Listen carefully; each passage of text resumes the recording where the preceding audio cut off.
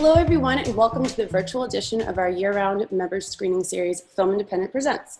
I'm Rachel Bleemer, Director of Events for Film Independent, and I am an avid Nintendo fan. Before we get started, I need to give a special mention to some of our loyal independent supporters. Film Independent Presents would not be possible without the support of our lead sponsor, the Hollywood Foreign Press Association, as well as our virtual screening partner, Vision Media, and our media partner, the Los Angeles Times.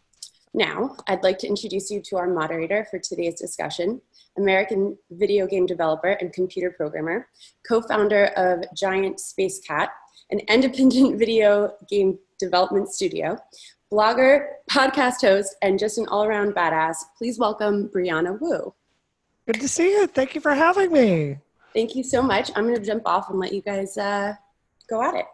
Excellent.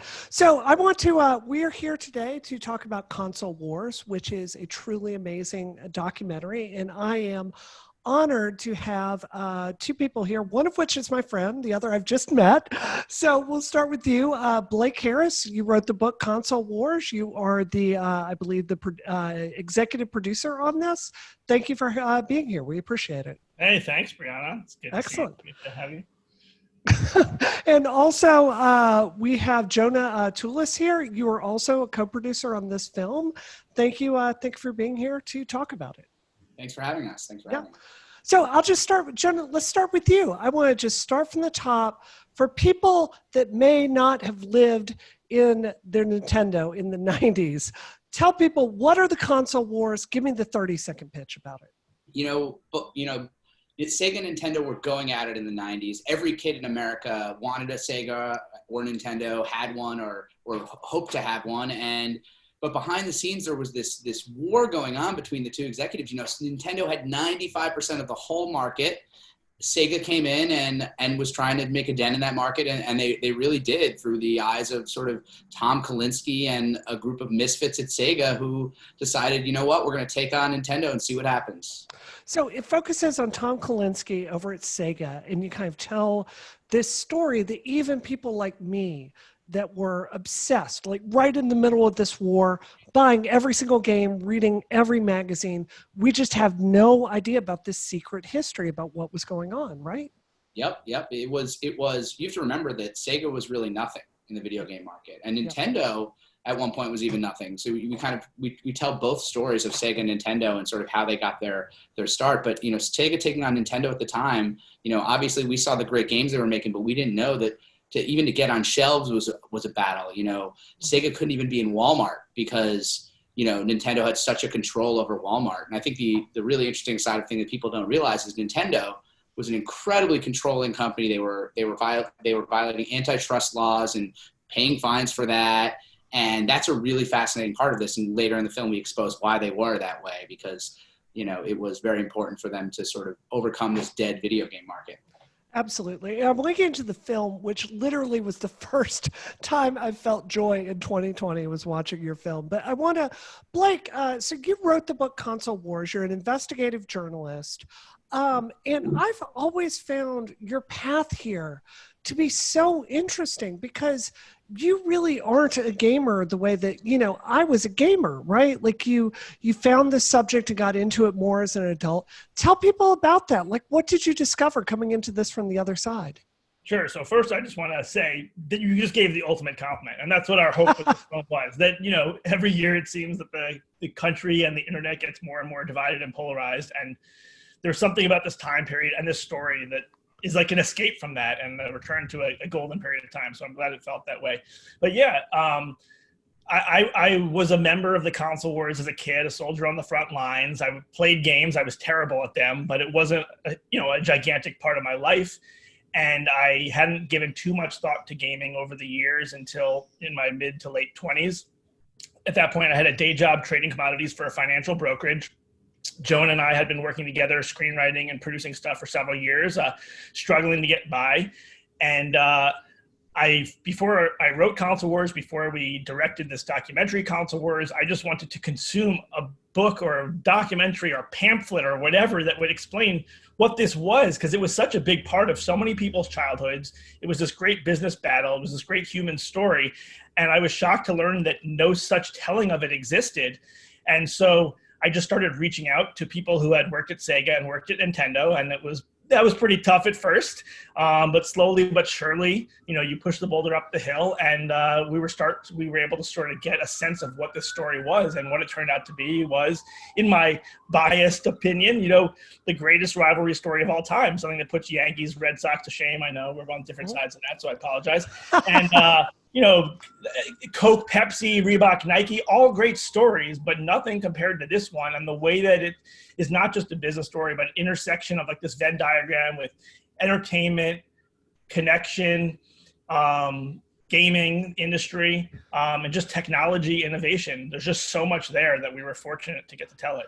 And, I know we have a lot of filmmakers out there in the audience today. And I think more than anything else, I want you to know today, this is a fun film. And I will just admit to both of you, like a lot of documentaries, I know there's going to be like a really big emotional cost. Like I might agree with the message of it, but sometimes when it's like that documentary part of Netflix, I'm like, do I really want to do this?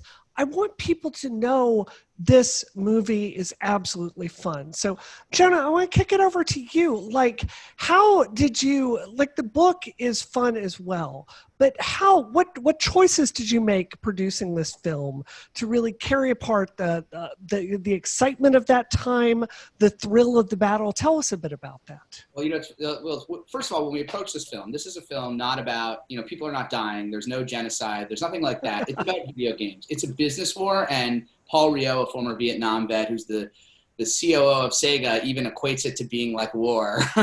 And it is, but at the same time, it's video games, it's business, and the things they were doing were revolutionary. The marketing tactics, it was a team of misfits just going after the market. And I think the key for us was to create this time capsule. We wanted everything to feel like you were in the 90s. These people were telling a campfire story, no narrator. You wouldn't have a narrator at a campfire. They're telling you their war stories. We're in the room with them, and we're seeing them in that era, in the 90s era footage that we scoured the world for. And then we also, in another attempt to really be in the room with them, was we created this animation style. Mm-hmm. And the animation style kind of varied from scene to scene, but was in the 8-bit, 16-bit realm, using cutscenes for some and sort of more quirkier 8-bit stuff for some of the fun, lighter stuff. It was for the lighter, fun scenes, it was much easier to use the 8-bit, 16-bit, and then we kind of had to, for these more intense scenes where we really wanted to see the faces of these characters and the reaction, we had hand-drawn, the artist hand-drew them, and then we animated them like they were cutscenes from a movie. And that was one way we really lightened it up and added some fun to it. And I want people out there, if you're gamers, to know this, like they didn't just like go through and create animations. They went through, they got like the Streets of Rage background. You developed sprites to go on top of that. You recreated parts of Mortal Kombat, like the fatalities in it with Sega versus Nintendo. It's just absolutely beautiful. So Blake, I wanted to ask you, sometimes I think something people in the industry say when we talk about you and your work is how much we feel like you're one of us. We feel like you talk about this subject with respect. So I just wanted to ask, like, were you nervous when you first got into this world or started writing about this? Were you worried about angry gamers coming to pound on your door? Like, what was that like to you, kind of being thrown in the deep end of the pool? Well, thank you for the kind words. That's how I want to be seen, because I feel like my job with the book, with the documentary, with anything I write, any nonfiction, it's just to be the custodian of other people's stories. And so I feel like the reason that I would hope to get that street cred and have been successful so far is just that I'm the ambassador telling it. So it's not my slant on it so much as just like getting out of the way and helping just shape it in the best way possible. When I first started, I was probably too naive or maybe idealistic to be concerned about things like that. And that gets to a lot of, I think part of my joy for this story is I see a lot of myself and ourselves, me and Jonah, in Sega as just this unknown, no-name, idealistic, ambitious company or person trying to make our dent in a difficult world. I think I realized very early on how fortunate we were with the raw material of this story. A lot of times when you're trying to get a feature length version of a story or whatever your format is, you sort of feel like you have to push things and bend them to fit into a compelling narrative. But we had so much raw material to work with that it was really just up to us not to mess it up, especially the characters. Like probably Tom Kalinske, I would say, is the main character, certainly the main character in the book, but my favorite character in the film, real person, Ellen Beth Van Buskirk, one of the marketing gurus at Sega. And like, I could watch her raw interview of 3 hours just hearing her say anything. So we were fortunate enough to not only have people say interesting things, but say them interestingly enough. And I think that is a big part of why the story really resonates, because it was so meaningful to those involved, and they're so charismatic, especially on the Sega side. Yeah, and Jonah, that's a question I wanted to ask you, because as you're watching this, you can't help it. You're asking yourself, okay, who were they able to get in for original interviews with this? And as a viewer, it seemed maybe a bit like the Sega people, Ellen Van Buskirk, Tom Kalinske, all of them were a little more willing to work with you and tell their stories. Because when you go to Nintendo, you're tending to go to footage from, back in the 80s or different interview they did. Did they work with you at all? Because I thought one with Howard Lincoln, I thought could have been original. Like, what access did you have to them? We had access. So initially we started with the Sega people. The time that we were, when you think about the scope of the film, if we were just doing a story on Nintendo's origin, they're just fighting the ghost of Atari. They're not fighting another competitor. What fascinated us about this story is Sega was fighting Nintendo when Nintendo had 95% of the market, and they were fighting Sega of Japan without giving away too much. So it was a war on both fronts, and that was what was fascinating about this specific time period. So we first approached the Sega guys because they were the easiest to sort of get to, and then slowly got the Nintendo people on board. Nintendo's still to this day is much more controlling of even their former employees. So eventually they gave up because they wanted to tell their story, and they were happy to tell their story. And you know what? They told it how it was. Howard Lincoln was like, yeah, we were controlling. Yeah, we had antitrust violations. But as we reveal later, there was a reason they had to be like that, because they had to control the industry if they were going to resurrect the whole thing after the terrible crash of 1983. Well, tell people a little bit about that, because this is the history, the very famous video game crash of 1983. And of course, Nintendo's sort of control is a large part of the book and the film. So tell people about that. Why was Nintendo so, I don't want to say anti-competitive, but they had a lot of control over retailers. So can you tell people a little bit about that? Yeah. So in 1983, Atari was on top of the world, and they had some very bad games. There was some competition that wasn't so good from Intellivision, but the worst bad game was E.T., which was made in, I believe, 3 weeks to coincide with the movie. Me and Blake have played it. It's impossible to play. It doesn't make any sense.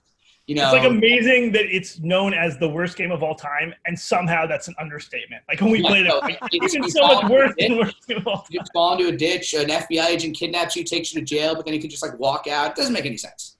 So what ended up happening is, I believe their sales, I haven't looked at this number in a while, but their sales went from 300 million one year to 10 million the next year, and the video game industry was pronounced dead. It was bad games. They didn't handle the retailers properly. And what ended up happening is Nintendo, the Japanese counterpart, created these great games with Miyamoto and this great new system. And they were weary to, launch in the US after they crashed. And in 86, sort of, Nintendo was its own ragtag group of people trying to launch this video game system against an industry that didn't want it.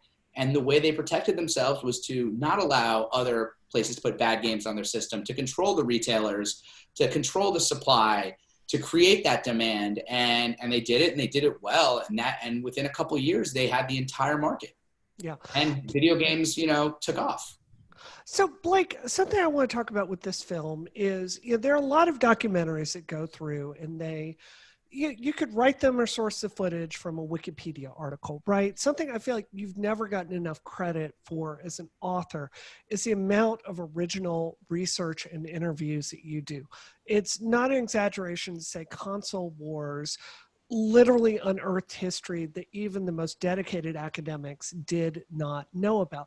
Can you talk to me, what is the process of approaching people, of getting that trust, taking the notes, putting it in a compelling narrative? How do you do that so well? Thank you so much for saying that. I mean, I agree, not with that I do it so well, that's very kind, but just that that's a big problem in the gaming industry and a lot of histories in general. Like, I feel like even the stuff on Wikipedia, it's like a circular logic where it cites to somewhere, that cites to somewhere, that cites back to Wikipedia. And then when I talk to the actual people, whether it's about Oculus or Sega and Nintendo, it's not even necessarily true, but because it keeps getting sourced, it becomes a true fact. I guess to me, it goes back, it is two things. One is that when I first started this project and working on this with Jonah and writing this book, it came from a place of being surprised by how little of video game history was known. You know, the video games in general have sort of been marginalized as not an elevated art form like film or music. It's sort of seen as, you know, like comics once were seen before, especially before the rise of graphic novels. And so, you know, I felt like it was really important to get these stories to a mass audience because they were universal. It was not specific to, you know, how to find the key in level 31. It was about how to start a business, how to basically deal with what we all deal with in any creative industry, how the balance between commerce and art, and how do you make good art and how do you make successful art. And so for me, it's always about talking to the people themselves. And I think and that's also one of the things that I'm proudest with the film, is that we from our entire wish list of people that we wanted to speak with, we ended up getting everyone, even the Nintendo people, although it took some time, with the exception of Minoru Arakawa. Right. But like Jonah and I, it was our biggest challenge in putting this together was not having a narrator, which would have made it so much easier, but we didn't want any second to interfere with these people telling the story themselves. And I think that that's just part of the way that I see nonfiction needs to be, that people should have some control over what is said, and therefore they tend to trust you more because they realize that it's not them, you know, you're trying to use their words to fit an agenda, but actually to just help get out their message in the way that they intend. Absolutely. So, Jonah, something I want to talk about with you is the archival footage in this film is truly stunning. Something I found in my own work is when you're going back to particularly news broadcasts from the 80s and 90s, it's just not there. Like, you can't just Google it on YouTube, even going down to the library. I've been down to the Library of Congress trying to find stuff before. I was stunned because you have things here I've literally never seen before. What was your process of locating all of this and putting it together in such a compelling storyline? How did you do all that? So, you know, one of the big things was we have all this different footage. We have game footage, we have animation. How are we going to kind of keep it in the moment and kind of give it a consistency throughout? And I think that 90s era footage is what does that. That look, that feel, those haircuts of all the news anchors, seeing Tom Brokaw young, that all kind of was a device for us. The way it started is we hit the networks immediately, me and our archival team, and we hit, you know, ABC, NBC, but we didn't just go for the 2-minute news story about, you know, Sega entering the market or about Nintendo doing this or that. We went to the raw footage and got to see everything they shot for the entire day. So that was the first step. Then it's finding everything on YouTube, reaching out to people who filmed one thing and asking if they have anything else, getting archivists in Japan. And then it's really through the subjects. You know, obviously there's about 12 subjects in the film, but, you know, there's over 200 people that we've spoken to who've passed along their footage and I think it's sort of the trust that Blake specifically developed with these people, whereas they were willing to give us their stuff because they knew we'd send it back. We'd copy it really quickly. Blake would even send copies to them, turn it into DVDs for them so that they could have it as well. And it really was just collecting and collecting and collecting. And every time we got a new piece of archival, whether it be a quirky commercial from Japan or, you know, it was like an exciting find for us because it really was, at the heart of the film really is the archival is the star of this film, in addition to all the great subjects. But as well as being a piece of history, it's a really compelling story. And Blake, I want to ask you, like, let's say someone out there is in the audience right now, they're not a gamer, maybe their kids play games. Why should they care about this? Like, what is it about this film that you know is going to appeal to them, even if they're not a gamer? Just the inspiration. We could all use a little bit more of that in our life and the lessons that come with it. I mean, I've worked on many projects in my life, and there's always like a wading into the pool process. You don't know, you know, when you want to commit. But that was different with this project. From my very first call with Tom Kalinske, two things became clear. for the first hour of our conversation, before we even got to his time as the CEO of Sega from 1990 to 96 during these glory years, I realized that this was the guy most responsible for my childhood other than my parents. From the Flintstones chewable vitamins to reviving Barbie to helping create He-Man Masters Universe. Like, this was a guy who had a golden touch and sort of this Forrest Gump-like appearance and interaction with the childhoods of people from the 70s, 80s, and 90s. And the second thing was just how human and how universal this story was, in particular when he told me the story about being on a beach in Hawaii in 1989, sort of at this crossroads in his life, thinking that the best years were behind him, and all of a sudden he's approached out of the blue by Hayao Nakayama, the head of Sega, and offered a job in this newfangled industry called video games. And he decides to say yes and gets in over his head and somehow finds his way out with this incredible team. And I think that, you know, there's so much, I feel so empowered hearing his story and hearing from all these other people, because we've all been Sega in certain ways, one way or another, and we've all wanted to not become like Nintendo, you know, not to get too big for our britches. And you know, I think that Sega humbled Nintendo, and that's a big part of why Nintendo is the way they are today, which I give them a lot of respect for.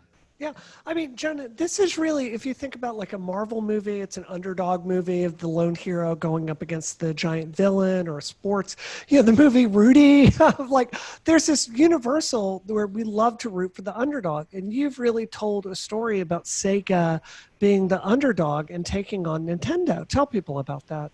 Yeah, no, I mean, it's as big a David Goliath story as you have. I mean, they had no percentage of the market, and this was a team of people you wouldn't think could do it. Obviously, Tom was very pedigreed in the business world, but he had never done video games before.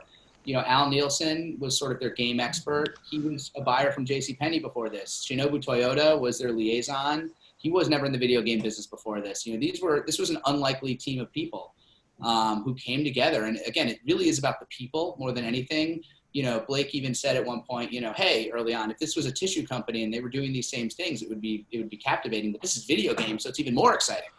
And also, I think we want to know, like, one of our goals and something that was a big inspiration for the book was the idea of the ensemble, and the show that we talked about was The West Wing, where you have the president, and the president's the one who's going to get the credit, and Tom Kalinske, who we've talked about, is, you know, deserves a lot of credit. But like every idea in West Wing was decided through this alchemy of people, and it's really about that you know, that this organizational prowess and how it's not one person and how they all sort of push each other's ideas. And so getting all those people in this film, even if we never say in so many words, that like you get the sense the way that they talk over each other and the way that they're so comfortable with each other and they rise to the occasion because of each other.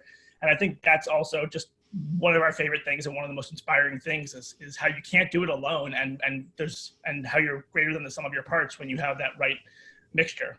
And even gets more exciting when they start switching sides, where you have somebody, you know, there's some defections along the way that are very critical. Yes. So I want to talk about one of my favorite characters, or not characters because she's a real person, right? But Ellen Van Buskirk. You know, especially as a woman game developer, I'm always fascinated by the women that created this industry that I love so much. And it's just amazing in this film hearing about her like wearing the Sonic costume when she's out at the mall trying to pitch Sega to people which they've never heard of before. Blake, what was it like getting to know her? Did you feel a lot of gravity in telling a story about women in this industry that had never really been told before? Definitely. I mean, I said earlier she's my favorite character. She texted me 20 minutes ago, and that friendship, and like I'm still trying to soak as much out of her as I can, because I'm amazed by her as you are. But yeah, I mean, the game industry, like most industries, has not been historically kind to women, and to this day is in need of a lot of improvement. But Sega was really ahead of the game in that regard. Tom Kalinske had a philosophy of he didn't care what gender you were, what ethnicity you were, just as long as you had good ideas, you had a seat at the table. And Ellen Van Buskirk was one of those diamonds in the rough that came to Sega and really made a difference. And yeah, it was really important to me. Early on, somebody, a female at Sega challenged me, said that I had failed in telling the story. This was before I had started the book. And I said, well, I haven't even started the book yet. But it was always something I was really conscious of, because it was part of what made Sega special. And I felt that, you know, at the end of the day, I want everyone watching today and everyone in the world, however many millions, billions, however many people, to see this film and to like it. But the most important audience to me is the people that it's about, because they're the only ones who can actually say whether it's true or not. You know, we can make something entertaining, but to have their support and to feel like we did their story justice and told it right is the greatest feeling in the world. Well, I feel like that, go ahead. The whole team please. of women there. Unfortunately, there are a lot of them that they're all covered in the book, but in the doc, it was sort of, we had to limit it people. But there was a team of women who really, you know, were at the heart of Sega, which, you know, to a lesser extent at Nintendo, but, you know, obviously we have Gail Tilden, who was a very critical part of Nintendo's team. But besides her, it was mostly Sega. Absolutely. And yeah, Blake, with your original book, you uncovered things about Nintendo and some of the women involved with that is literally not in even the academic textbooks about our field. So I think you deserve credit for uncovering that.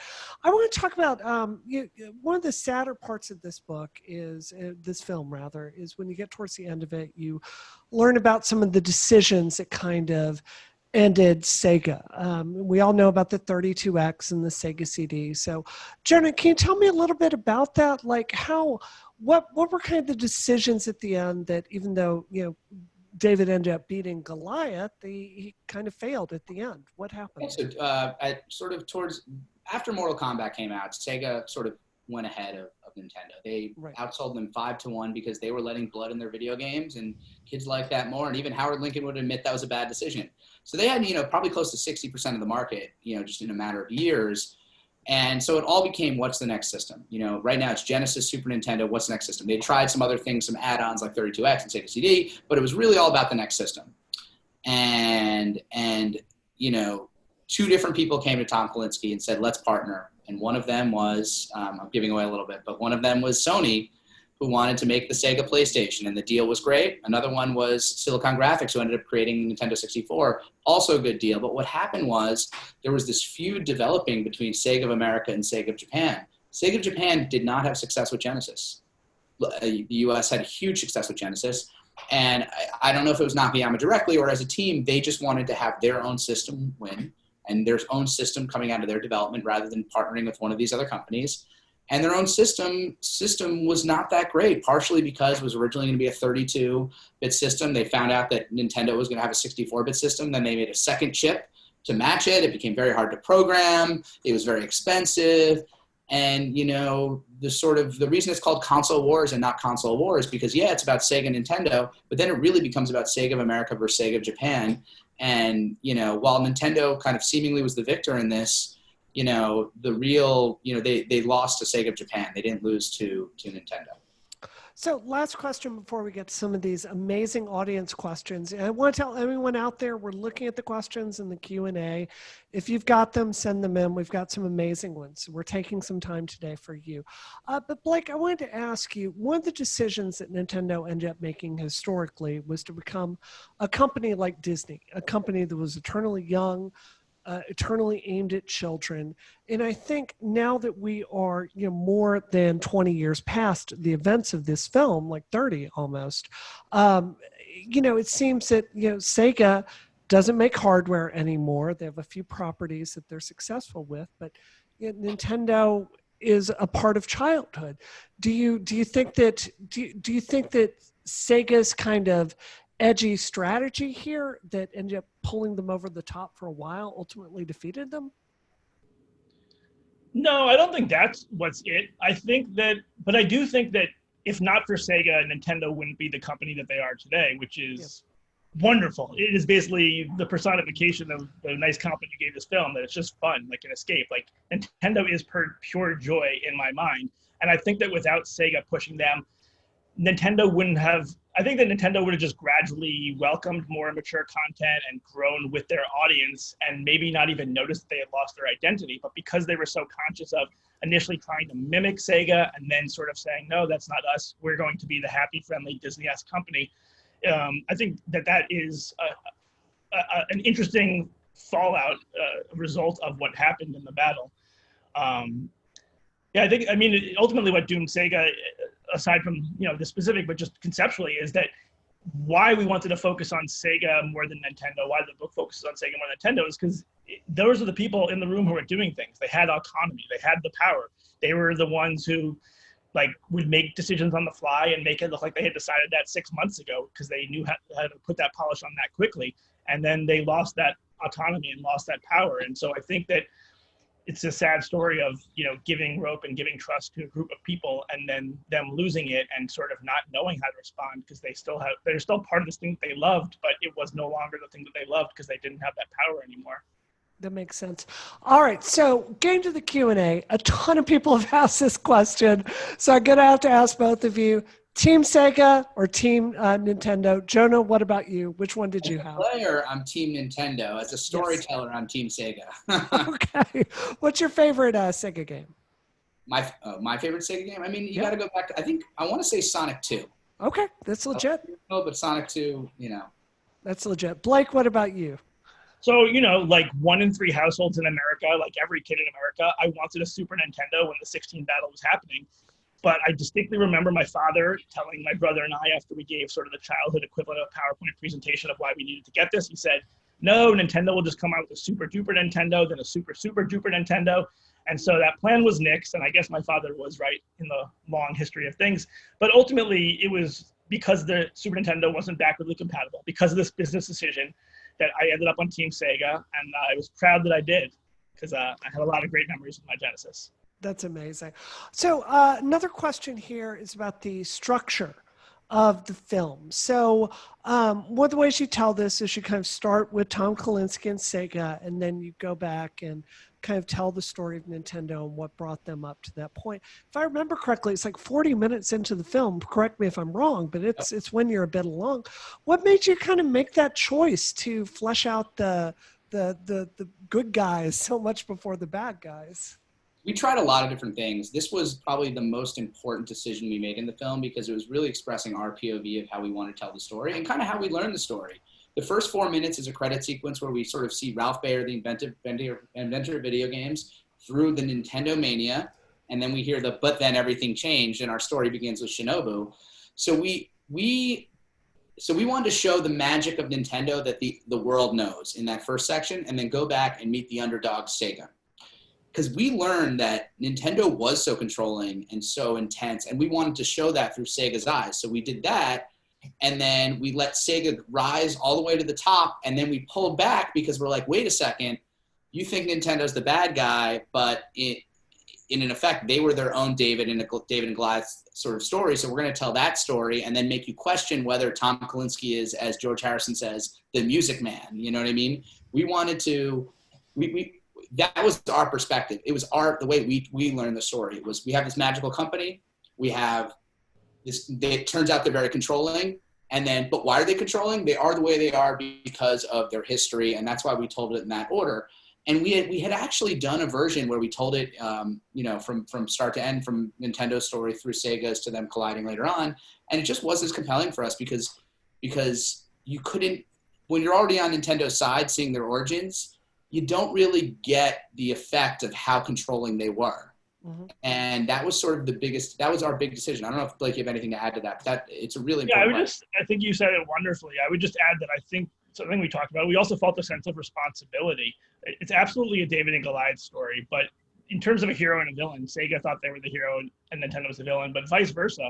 And they both had an interesting case to be made. And I guess I also felt that responsibility because this is the story of Sega and Nintendo fought on schoolyards and in the boardrooms. There's a tribalistic aspect to it where you were Team Sega or you were Team Nintendo, and therefore there were the other guys. And Lord knows that is to a great degree today. And I think that a lot of the problem is that, you tend to see the other guy as a character, as just the bad guy, as the villain. And maybe they are, maybe they're not, maybe you wouldn't get along with them anyway. But I think it's always important to understand the reasons that people had. That doesn't, like, just because Nintendo had resurrected the industry after Atari and felt that it was important to have quality control, that's not a free pass to break the law and face these antitrust litigations. But I do at least admire or understand where they're coming from, and that it wasn't just mustache twirling villainy of like, haha, we're gonna hurt people and take advantage. And I thought it was also important too. One of the big turning points that Jonah had mentioned earlier was Sega releasing Mortal Kombat in its, without censoring it. So there was blood and gore in it, and Nintendo chose not to. And that decision was hurt them financially and was actually, as Howard Lincoln tells us, derided by parents for censorship. But it is important to note that it came from a place of corporate responsibility. He knew we were going to lose money, but he felt that it was the right thing to do. And that's something that we loved about both of these companies. Whichever side you were on, whether you think one's more of a hero than the other, there was such a strong sense of corporate responsibility at both companies, especially you get into that more in the book with just the formation of the ratings board and having Nintendo and Sega put down their swords and work together. But, I can't help but think about today with big tech and how there's just this, libertarian, anything goes, hey, we're just the platform attitude, and how different that is than Tom Kalinske and Howard Lincoln trying to do the right thing. And you could argue they were overstepping or didn't, but I like that there's actually humans at these companies and that they are trying to add good into the world, especially when there was, children involved as the main consumers.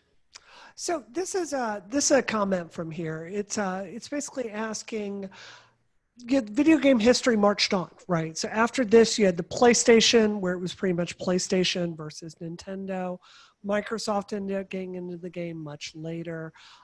Is there, and I'm being selfish when I ask this, is there any potential for a console wars too, the documentary, kind of looking at the PlayStation era? I think there is. I mean, the reason we zeroed in on this time is because we feel like this was the Wild West of video games. The stuff they were doing during this era, sort of once you get into the 2000s, kind of wasn't, you weren't going to pull what you did at Walmart. You're not going to, this was the Wild West and the golden age of these games coming forward. So that's why we chose this era. But there are more stories to be had. But you're talking about corporations like Sony where, who knows what kind of NDAs they have these people under. So I mean, we definitely want to do more in this space, but we have to find the right story and the right people to tell the story. This is a really interesting question. Were you surprised to find out, like, so much of your film isn't about technology as much as it's about marketing that technology? Were you surprised to find out that it was really the marketing and the ads that made up so much of the history of these video game companies? At first, it was kind of shocking. Especially because, one of our favorite lines in the film is when Jeff Goodby, the partner at Goodby Berlin Silverstein, which did the Welcome Next Level campaign, talks about the way people perceive advertising, that how unlike filmmaking or music or any other entertainment industry, it's just people think the worst of advertising, perhaps appropriately so. But, when we first started, we thought of marketing as just print ads and commercials. And, but by spending time with Tom Kalinske, and Beth Van Buskirk and all the others, you really see that marketing is messaging. And it's how you want people to feel. It's how you want people to think about your product. And I think that especially to me growing up, thinking back, like that was important. Maybe like there are cons to that, selling people identities and images, but it also brought such a strong sense of community. And even in the gaming community, even in the community today with gaming, like people need to feel like they fit in somewhere. And so Sega focusing so much on how can we help people find that, especially young people and teenagers and young adults who are very much searching for themselves and their place in the world. I guess so that's why I say in retrospect, it was not shocking, even though it blew my mind that actually marketing can be so important, and that it isn't just about bits and bytes, but actually about the message and a promise that you make to your consumers. And it's not just about the direct marketing. It's also about the fact that the U.S. operation was saying, we want to have sports games. That's what those people in our country want to watch. And even when you think about the creation of Sonic, they asked, Sega of America, what do you think? You want this weird hedgehog guy, or do you want this egg? Remember the egg? What if Sonic was the egg, moving around like crazy? That wouldn't have worked in the U.S. And sort of these are the decisions that it's like marketing plus. It's what is the product we're selling? It's brand. It's what is our brand? Getting rid of Sonic and his band and Sonic and his girlfriend Madonna and kind of rounding him off for the American audiences. That was a big part of what they did as well. And I think that is a really critical aspect of their marketing. The Sonic thing is a great example of what marketing is beyond just the commercials, because the original iteration of Sonic had a band, had a blonde, busty girlfriend named Madonna, was very spiky looking, at one point had fangs. And you could say, well, the game would basically be the same, and what people liked was the game, so who really cares? What difference does it make? But there's a reason that Sonic is still around and still as popular as ever 30 years later, despite not there being that many great games over that 30-year period, and why he's around and why you don't see kids wearing shirts of Pac-Man or Dig Dug or any of these other characters. And so much of it is about that messaging, about how Sega would create these Bibles for each of the characters, so that they were actually real in a sense. And it really just opened my eyes to the good side of marketing. And that was one of my favorite parts of your book, is where Tails actually got pitched, and the story of them going through and putting together this is what I thought was so interesting, is with Tails, you knew in your heart he was like this. Even just looking at his character, he was this person that was clumsy and needed a friend. And then they put together this Bible, how people made fun of him because he had two tails and treated him like he was a freak. And then Sonic told him he was great and he learned to be fast. And the marketing team is crying. And I think you just really find out how much heart there is in all of these stories. And also, like, the big revelation is that, in a way, marketing is just a synonym for storytelling. Yeah. And what story you want to tell your customer, what story you tell your employees, and that's the stories that Tom told to the customers and to the employees is what motivated them and what was able to help Sega find a place in the industry and for a period of time dethrone Nintendo. Yeah. All right, so this is a hard question. Jonah, can you please tell me in technical terms what blast processing actually is? Well, it doesn't exist. That's what it does sort of exist. It's a DMA memory mode. Yeah. Blast processing, if I believe, I don't remember the exact detail. Blake might remember better, but like it was just, what was the, obviously it was the term they used to market it. It was a term that Michael Latham applied to the technology that Sega had that enabled Sonic to go fast. So to say that it totally didn't exist is not really true, but more so it was just adding a name to something that already existed and sort of pretending as if it was this like jet booster thing that anyone could add, and not just some sort of Sega proprietary thing that happened to be part of their system. I wonder what the patent says on it. I think it's just a memory mode that helps frame rate in certain situations with the parallax scrolling, but I could be wrong about that. So awesome. Were there any people in this film that you really wanted to get to contribute that ended up coming through that you were really thrilled about? I assume Howard Lincoln? Sure. Howard Lincoln was a tough one. Howard Lincoln was not in our original group of people we interviewed because he had still worked. He was currently chairman of the Seattle Mariners. So he had to get Nintendo's approval. And what ended up happening is we interviewed all the other Nintendo people. And he was like, you know what? I got to be a part of this. And he told Nintendo. Well, yeah, I mean, it's like the NBA Finals last night. The Lakers trounced the Heat. It's really hard to take a microphone and go to the Heat and go, hey, can we tell your story? Let's talk. Like, no, it's not the greatest period of their life. So getting Nintendo on board took a while. And I would want to give credit to them, especially Cynthia Gordon and corporate communications, for not just saying no, at least putting an asterisk by their original no and being willing to hear us out. Because I think in the end, they are very happy that they participated and felt like we respected their story. And it was hard, but it was totally worth the fight to get them in the film. All right. What is your favorite? Absolute gems. There were some people that we interviewed that we never expected to be, like Randy Peretzman, the head of sales for Nintendo, was one of my favorite people on camera. He is just, every story he tells, it's compelling and fun, and he has the energy of somebody who lived through this and will never forget it. This is 30 years ago, so it really is. It takes a lot of work for them to get back into their mindset for that time of period, and kind of tell their stories. How did you did you make a decision early on to limit this to 90 minutes? Because it feels like there was so much more in the book. Did you do that to just really time box it and make this story strong with the time that you had? What were the decisions about what to cut and what to keep? I mean, it typically could be, we talked a lot with our supervising editor, Doug Blush, about this. Doug has 3 Academy Awards for documentary films. And, when you're reading a book, you can stop and sit down and read the book. But when you're watching a movie, you kind of have to be thrust into it. And there are a lot of stories. We could have done a 12-hour movie, probably. We had 5-minute, detours into Tetris. We had all these detours into this. But in the end, it's about capturing the spirit of the times and keeping people focused on what's happening and the drama of it. We thought of it very much like a narrative film. Like we have these characters, we're with these characters, and we're going to see their ups and their downs and how it all turns out for them. You know, we thought about longer versions, but in the end, you know, your typical documentaries are in that 90-minute to 90 to 100-minute range these days, because it's what the viewers are kind of looking for. You know, makes a lot of sense. Well, I want to thank the audience for such amazing questions. Blake, just before we go, why should people go see this movie? Why is it awesome? Tell people. I mean, it's the greatest true life story ever told, so you should see it. Also, because come on, who does not want to escape the chaos and polarity of today and just enjoy yourself for 90 minutes? I promise you will have fun and you will smile throughout a lot of the film. And it's a time to travel back to the 90s. And who doesn't want to go back to the 90s or experience it for the first time? It's true. You got the soundtrack from the 90s. You got some track I haven't heard since I was cruising along in my 85 Honda Accord in Mississippi. It is truly a joyous experience. So I want to thank both of you for being here today. It is an honor. Thank you for making just an amazing film. And just looking forward to seeing what's next, both of you. Thanks, Brianna. Thanks so much.